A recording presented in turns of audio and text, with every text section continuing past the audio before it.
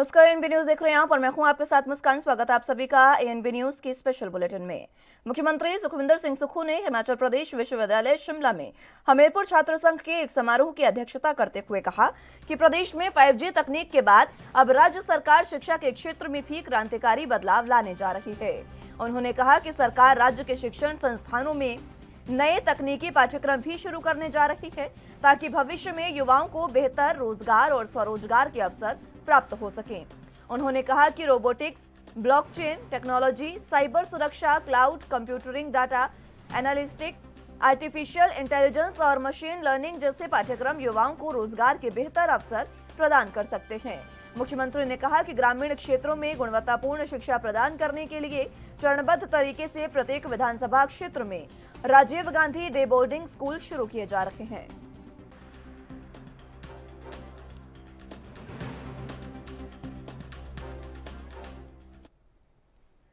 हिमाचल प्रदेश के मुख्यमंत्री सुखविंदर सिंह सुक्खू ने बुधवार को शिमला में हिमाचल प्रदेश विश्वविद्यालय में हमीरपुर छात्र संघ के एक समारोह की अध्यक्षता की थी। तो वहीं हमीरपुर छात्र संघ कार्यक्रम के आज सांस्कृतिक कार्यक्रम में केंद्रीय मंत्री अनुराग ठाकुर ने शिरकत की। इस दौरान कार्यक्रम को संबोधित करते हुए अनुराग ठाकुर ने क्या कुछ कहा, सुनाते हैं आपको। HSA द्वारा आयोजित इस हमीरपुरी सांस्कृतिक कार्यक्रम एवं धाम के आयोजन के अवसर पर राज्यसभा के माननीय सांसद, हिमाचल प्रदेश विश्वविद्यालय के पूर्व में रहे कुलपति, वाइस चांसलर रहे आदरणीय सिकंदर जी,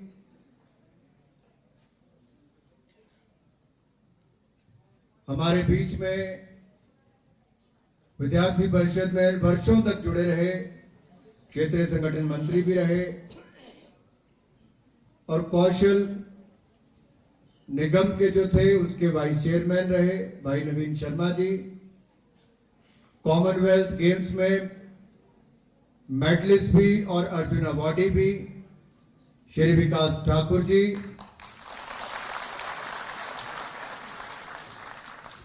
हमारे दो जुझारू नेता जो हमारे बीच में हैं, भाई करणपाल जी जो अध्यक्ष हैं, कन्ने तीसरी जे भाइयां भी उठ रही, कन्ने बाल भी उठ। मुख्यमंत्री सुखविंदर सिंह सुक्खू ने कहा कि हिमाचल पथ परिवहन निगम के वित्तीय घाटे से उबारने के लिए राज्य सरकार इसमें व्यापक सुधार लाएगी। वे देर शाम परिवहन विभाग की बैठक की अध्यक्षता कर रहे थे। उन्होंने कहा कि इस सुधार से निगम को आत्मनिर्भर बनाने और बेहतर वित्तीय संसाधन उपलब्ध करवाने, कर्मचारियों और पेंशनरों को समय पर वेतन और पेंशन का भुगतान सुनिश्चित करने में मदद मिलेगी। उन्होंने कहा कि सुधार प्रक्रिया के तहत राज्य सरकार निगम में चालकों और परिचालकों के रिक्त पद भरने के लिए भर्ती प्रक्रिया शुरू करेगी, जिसके माध्यम से राज्य के लोगों को सुगम और बेहतर परिवहन सेवाएं उपलब्ध करवाई जाएंगी। मुख्यमंत्री ने कहा कि निगम में चरणबद्ध तरीके से डीजल बसों को इलेक्ट्रिक बसों में बदला जा रहा है।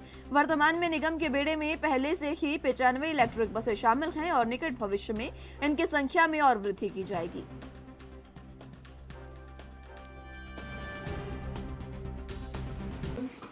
मंत्रिमंडल की मीटिंग हुई है, मुख्यमंत्री श्री सुखविंदर सिंह सुक्खू जी की अध्यक्षता में हुई है, जिसमें बहुत सारे महत्वपूर्ण फैसले लिए गए हैं, जिनमें से सबसे अहम फैसला जो रहा है, क्योंकि हिमाचल प्रदेश के दूर दराज के क्षेत्रों में, ट्राइबल एरियाज़ में, हार्ड एरियाज़ में बहुत सारे पद जो हैं वो स्कूलों में खाली पड़े हुए थे और समय समय पर जो है वो हिमाचल प्रदेश के लोग मुख्यमंत्री और सरकार और शिक्षा मंत्री के समक्ष खाली पद भरने की बात करते थे। आपको याद होगा कुछ समय पहले, पिछली एक कैबिनेट में 1 महीना पहले 530 पद जो हैं वो लेक्चरर्स के भी भरने की कैबिनेट ने स्वीकृति प्रदान की है और आज मंत्रिमंडल ने जो है वो 5291 टीचर्स की जो है वो भरने की स्वीकृति प्रदान की है, जिसमें से टीजीटी आर्ट्स के 1070 हैं, टीजीटी नॉन मेडिकल के 776 पोस्ट हैं और टीजीटी मेडिकल के 430 पोस्टें हैं, शास्त्री की 494 हैं और जेबीटी के 2521 पोस्टें जो हैं वो भरने की स्वीकृति प्रदान की गई है। और जो डीएम और पीटी की है वो उन स्कूलों में कंडीशन विद कंडीशन की जिनमें 100 100 से ज़्यादा बच्चे होंगे, उनमें ड्राइंग मास्टर और पीटीआई की पोस्ट भी जो है वो भरी जाएगी। इसके अलावा जो है वो मुख्यमंत्री जी ने जैसे कि अपने बजट स्पीच में कहा था कि जो नौजवान है उनको सेल्फ एम्प्लॉयमेंट कैसे मिले, उसके लिए एक स्कीम को लॉन्च किया गया है जिसका नाम है राजीव गांधी स्वरोजगार योजना 2023, जिसमें ई व्हीकल्स मतलब टैक्सीज भी है, बसेस भी है, कोई भी इलेक्ट्रिकल जो गाड़ी है वो विद 50% सब्सिडी जो है वो परचेज करेंगे। और वो जो परचेज करेंगे विशेष करके टैक्सीज लेंगे वो गवर्नमेंट जो है उसको जो है एंगेज करेगी। ड्राइवर यूनियन के साथ शिमला में डिप्टी सीएम मुकेश अग्निहोत्री ने बैठक की है, यह अहम जानकारी आपको बता रहे हैं। मुकेश अग्निहोत्री ने कई अहम मुद्दों पर चर्चा भी की। ड्राइवर यूनियन का ओवरटाइम इस दौरान अहम मुद्दा रहा जिस पर चर्चा की गई है। आपको बता दें कि एचआरटीसी कर्मचारियों के साथ ही इस दौरान बैठक की गई। ओवरटाइम नाइट देने का आश्वासन उन्हें दिया गया है, यह जानकारी आपको बता रहे हैं मुकेश अग्निहोत्री जिन्होंने बैठक की है। ओवरटाइम नाइट देने का आश्वासन अब कर्मचारियों को दे दिया गया है। ओवरटाइम का मुद्दा कर्मचारी लंबे समय से उठा रहे थे, जिसके बाद आज इस बारे में बैठक हुई। ड्राइवर यूनियन के साथ ये बैठक हुई है डिप्टी सीएम की, और इस दौरान अहम मुद्दा जो है चर्चा का वो रहा कि जो ओवरटाइम ड्राइवर कर रहे हैं उनसे ओवरटाइम करवाया जा रहा है, वो मुद्दा अहम रहा। इस पर चर्चा की गई और आज चर्चा के दौरान आश्वासन दिया गया है। इसी के साथ एचआरटीसी कर्मचारी भी बैठक में मौजूद रहे।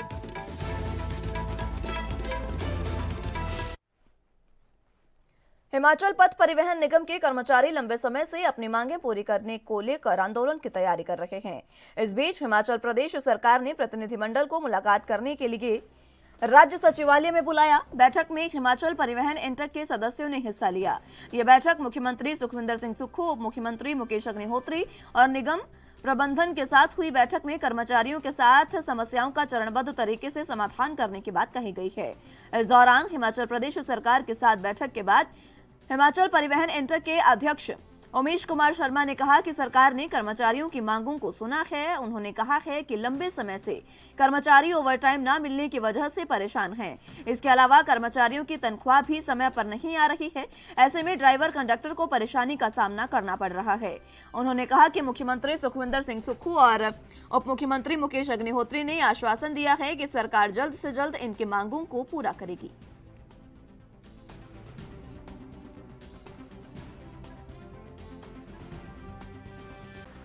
बहुत लंबे समय के बाद एचआरटीसी की जो हमारी ट्रांसपोर्ट की फेडरेशन इंटेक से एफिलेटेड है, इसकी बैठक जो है सरकार के साथ हुई है और लगभग 1.5 घंटा ये बैठक चली है। इस बैठक में मेरे साथ मेरे प्रदेश कार्यकारिणी के सभी सदस्य भी मौजूद थे और निगम प्रबंधन भी पूरा वहाँ पर मौजूद था। हमारे बहुत लंबित मुद्दे थे जिन पर आज बड़ी विस्तार से माननीय उप मुख्यमंत्री महोदय से चर्चा हुई है। हमारा जो ओल्ड पेंशन स्कीम को लागू करने का मुद्दा था वो इस बैठक से पहले ही सरकार ने पिछले कल ही हल कर दिया था, जिसके लिए हमने प्रदेश सरकार का माननीय मुख्यमंत्री जी का और उप मुख्यमंत्री जी का धन्यवाद भी दिया। इसके उपरांत हमारे जो मुख्य मुद्दे थे वो वेतन भत्तों के मुद्दे हैं, क्योंकि हमारे काफ़ी सारा एरियर्स जो है वो पेंडिंग चल रहा है, जिसमें नाइट ओवर टाइम्स हैं, 3% डीए हैं, हमारी वेतन भी समय पर नहीं मिलता, पेंशनर्स को पेंशन भी समय पर नहीं मिलती।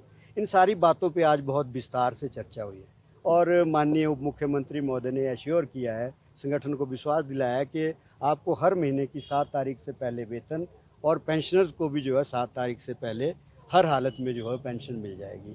और जहाँ तक 3% डीए की अदायगी की बात है, उसके लिए माननीय मुख्यमंत्री और फाइनेंस सचिव से चर्चा करके जो है उसकी भी अदायगी हमको किए जाने का भरोसा माननीय मुख्यमंत्री जी ने दिया है। इसके अतिरिक्त जहाँ तक नाइट ओवर टाइम का प्रश्न है, जो कि पिछले लंबे समय से लंबित है, कोरोना के बाद हमारे लोगों ने जो कार्य किया वो पिछली सरकार के इसमें लगभग 36 महीने का ओवर टाइम हमारा लंबित है और इस सरकार का मिला के वो लगभग 40 महीने का बनता है।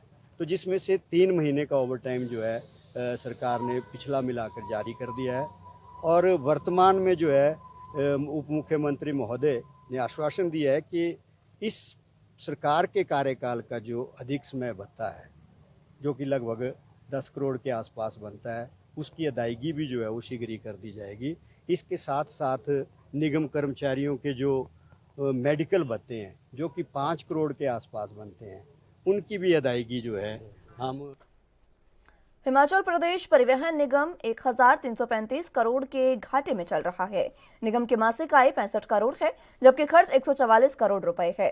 एचआरटीसी के 4100 से ज्यादा रूट चल रहे हैं। एचआरटीसी की 1199 बस अपना जीवन पूरा कर चुके हैं, जिनमें से 369 बसों को बेड़े से हटाया जा रहा है। उनके स्थान पर 600 नई बसें खरीदी जाएंगी। एचआरटीसी के बेड़े में 196 नई बसें शामिल की गई हैं। 75 ई सिटी बस का ऑर्डर दे दिया गया है। एचआरटीसी 225 और नई बसें खरीदने जा रहा है। ये बात उप मुख्यमंत्री मुकेश अग्निहोत्री ने शिमला में आयोजित प्रेस कॉन्फ्रेंस में कही।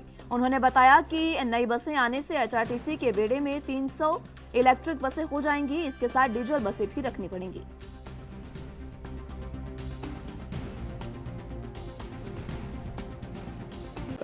प्रदेश के लोगों को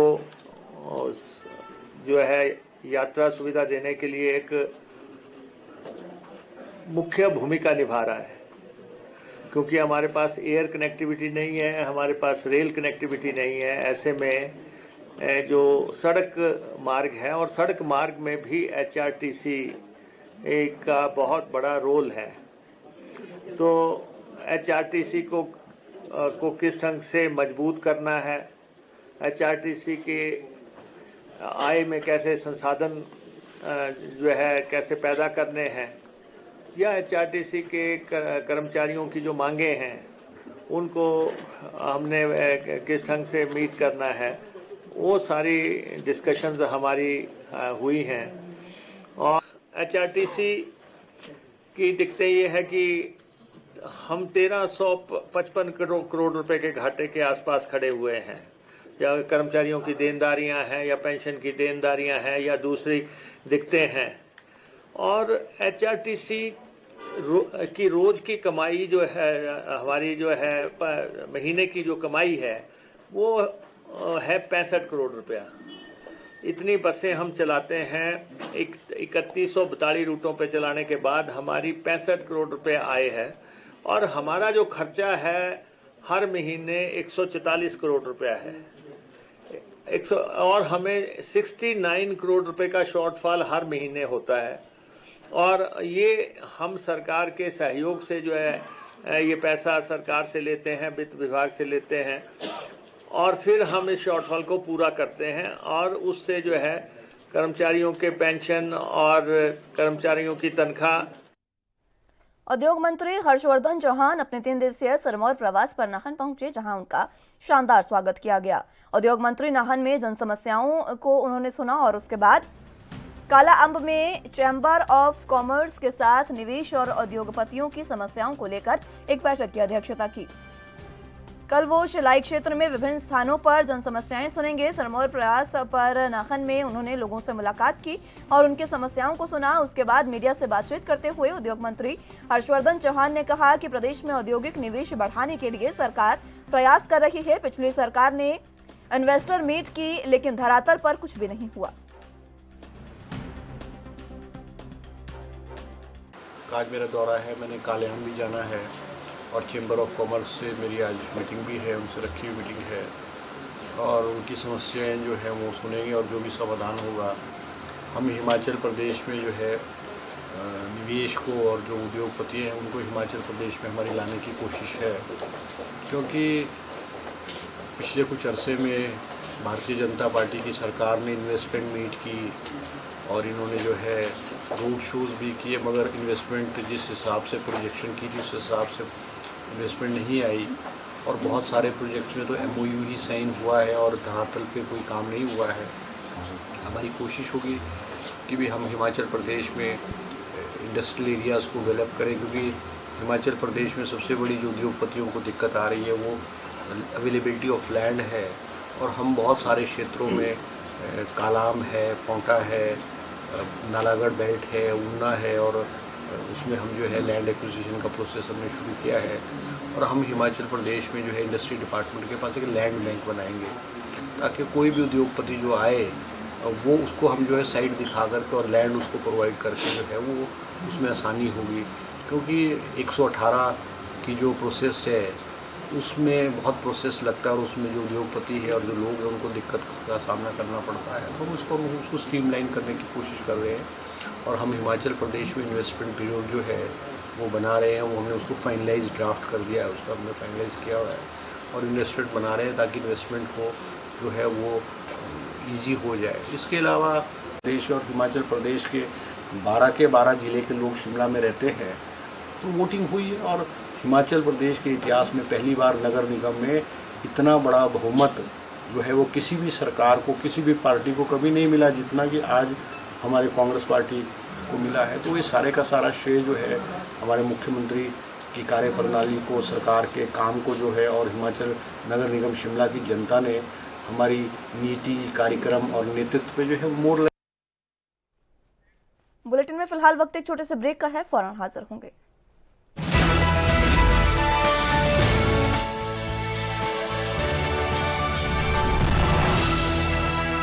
ब्रेक के बाद एक बार फिर से स्वागत है आप सभी का। तो अगली अहम खबरों की ओर रुख करते हैं। बीजेपी सांसद और कुश्ती संघ के अध्यक्ष के खिलाफ कार्रवाई की मांग को लेकर देश भर में विपक्षी दल और कई अन्य संगठन प्रदर्शन कर रहे हैं।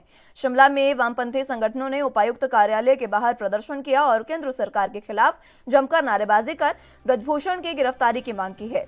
अखिल भारतीय जनवादी महिला समिति की प्रदेश सचिव फाल्मा चौहान ने बताया कि महिला पहलवान लंबे समय से धरने पर बैठे हैं। बीजेपी सरकार बेटी बचाओ बेटी पढ़ाओ का नारा देती है, लेकिन बेटियों के साथ हो रहे शोषण को देख नहीं पा रही है। धरने पर बैठे पहलवानों के साथ केंद्र सरकार की पुलिस दुर्व्यवहार कर रही है। हरियाणा में भी बीजेपी सरकार के मंत्री द्वारा महिला के साथ यौन शोषण कर उस पर कार्रवाई नहीं की गई है। बीजेपी सरकार दोषियों पर कार्रवाई न कर दोषियों को बचा रही है।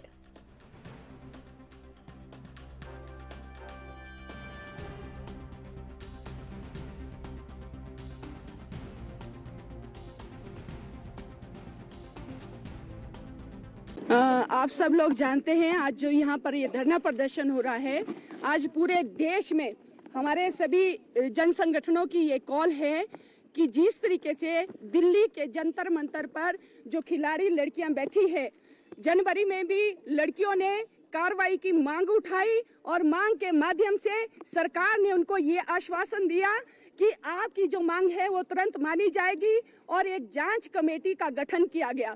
जांच कमेटी की रिपोर्ट सरकार को सौंपी गई अप्रैल के पहले सप्ताह में और उस जो रिपोर्ट है उसको जनता के सामने सरकार ने सार्वजनिक नहीं किया है।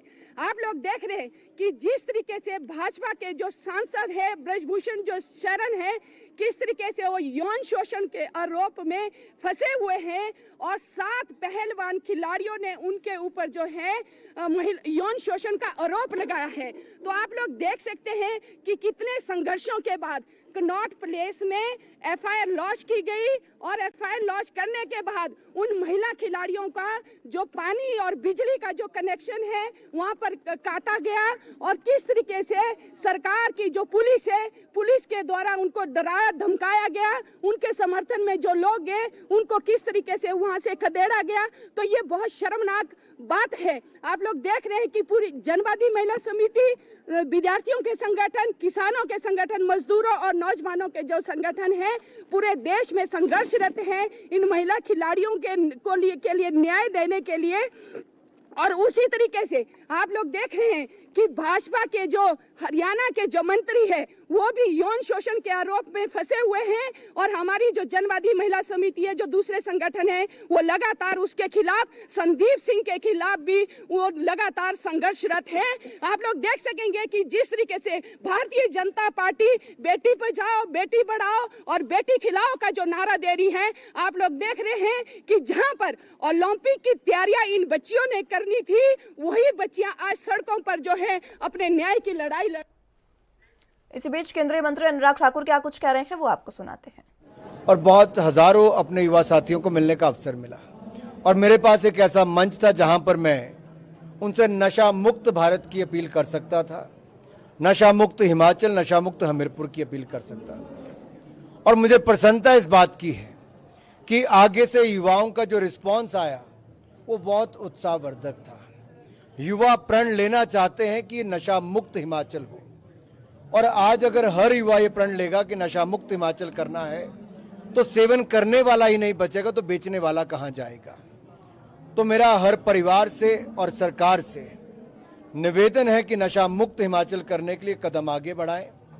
प्रधानमंत्री मोदी जी खेलों को बढ़ावा दे रहे हैं, नशा मुक्त भारत करने की दिशा में हमारी सरकार कदम उठा रही है, नशा बेचने के खिलाफ कड़ी कार्रवाई चल रही है। जब राज्य की सरकारें भी उचित कदम उठाएंगी तो निश्चित तौर पर हम बेचने वाले किंग पिन से लेकर छोटे छोटे इनके डीलर्स तक भी पहुंच पाएंगे। दूसरे मैंने कहा कि पंच प्रण, प्रधानमंत्री जी ने कहा कि 5 ऐसी बातें विकसित भारत बनाना है, गौरवशाली इतिहास पर गर्व करना है, गुलामी की मानसिकता से मुक्ति पानी है, एकता एकजुटता को बनाए रखना है और नागरिकों को अपना कर्तव्य पालन करना है। मेरा युवाओं से इन अनुरोध था कि कोई एक क्षेत्र ऐसा चुने जहां पर आपको बदलाव देखना है और उस बदलाव का आप हिस्सा बने। हिमाचल में वर्ल्ड क्लास स्पोर्ट्स इंफ्रास्ट्रक्चर की आपने जिक्र किया, क्या ये पूरा फॉर्मेट है और कितनी खेलों को सुविधा मिलेगी? हम लोग नेशनल सेंटर ऑफ एक्सीलेंस ये खेलों के लिए बनाने जा रहे हैं हमीरपुर में, और इसमें हमने खिलाड़ियों का चयन करना शुरू कर दिया है। बड़ा भवन बनना, वहाँ पे फॉरेस्ट क्लियरेंस के लिए हम लोगों ने आवेदन कर रखा है। जैसे ही वो हो जाता है एक भव्य सुविधा हम खिलाड़ियों के लिए हिमाचल प्रदेश के हमीरपुर में बनाकर देंगे, ताकि जहां सारा साल क्लाइमेट अच्छा रहता है उसकी सुविधा का लाभ भी मिल सके और भविष्य के ओलंपियंस भी वहां पे बनाकर दिए जा सके। बघेल कह रहे हैं भारतीय जनता पार्टी फैलाती है, कम्युनलिज्म फैलाती है छत्तीसगढ़, कर्नाटका में भी इस तरह के प्रयास किए गए हैं। How would you respond to it?